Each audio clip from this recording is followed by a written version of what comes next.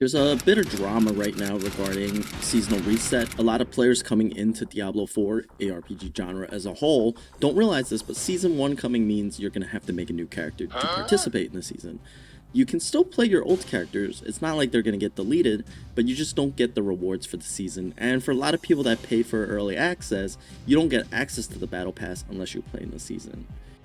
As someone that's played a lot of ARPGs, Diablo 3, Path of Exile, Last Epoch, making a new character for seasonal is just one of those things that you expect to do.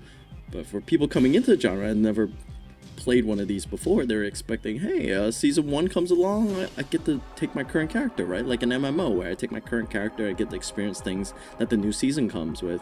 And it's just not the case. I think a lot of the fuss that's being made, it's really a non-issue. It doesn't take that long to reach what I call Diablo 4 endgame, which is around like level 50, 70, where nothing new changes for your character. It's your character's pretty much built at that point, and it's just basically a grind to 100, which I also believe a lot of people see 100 as like a place to start to play the game. I think unless you're pushing nightmare dungeons, there's really not much to do once you hit 100. You're basically like more than done with the game at that point. It's just more for content creators, and it's a nice little golden badge to show up at your leveling screen, sure. But it'll send a much louder message for people. If you really want to protest this, then I guess either keep playing Eternal or just drop Diablo 4 altogether when Season 1 comes out. That's gonna make much louder fuss than anything else. Like people on Reddit and Twitter are your heads are exploding. You're like, oh my god, like why are they doing this? I mean, that's the best way to send a message to these companies, right? Is to just speak with, in this case, like kind of speak with your wallet. But they already took your $70, so. The thing is, you don't realize how much of a vocal minority you are until things happen. For a lot of, I thought I was in the majority when I'm saying, hey, Diablo 4 has no content. And a lot of you that watch these videos, like, you're at the end game and you're like, hey, there's not that much content, not that much to do. I'm not saying there's nothing to do, like, you can still physically play the game, but like people just don't understand, like, ARPGs usually have more than this at endgame. But granted, those ARPGs have been around for a really long time.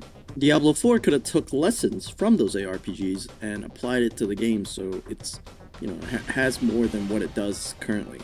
I feel like a lot of people defend Diablo 4 and say, hey, it's a brand new game, but it's been in development for a while, and you could take lessons from other developers. Like, that's the benefit of coming out at this date. It's not like this game came out 10 years ago. I think it could have done more, but people are going to defend it. I'm not even gonna go down that boat.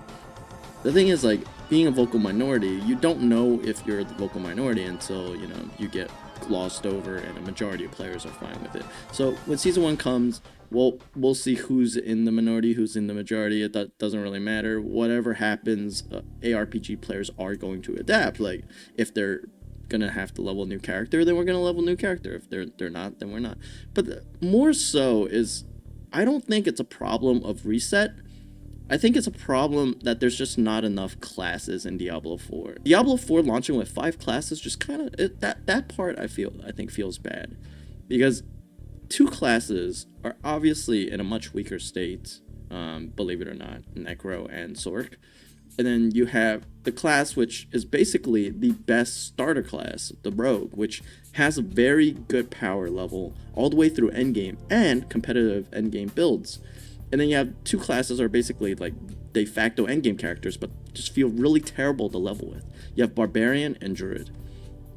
And the thing is, Barbarian comes online pretty early, but Druid's like, you really need those uniques and legendaries to get the ball rolling.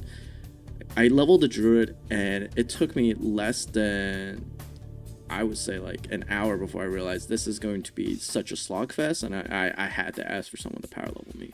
Like, it just wasn't enjoyable to the point, I mean, the same could be said for anyone making a new character. They just want to get to a point where their build comes online, because that's when you really get to feel the power of the character.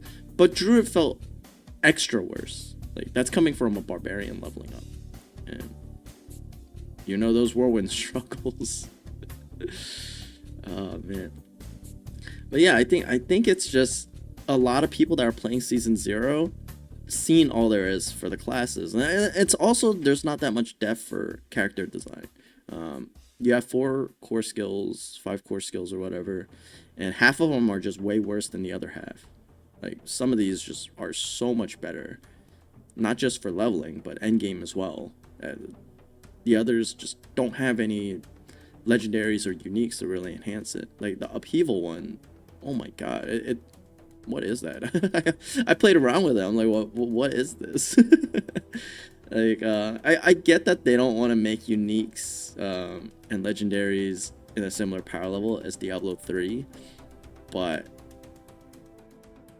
then make the skills stronger. Don't make it so we have to rely on legendaries and uniques to make them good, because if you're saying like you don't want unique like items to be build enabling and the skill sucks, then there's no hope for that skill. Like, now that I think about it, it's such a crazy statement.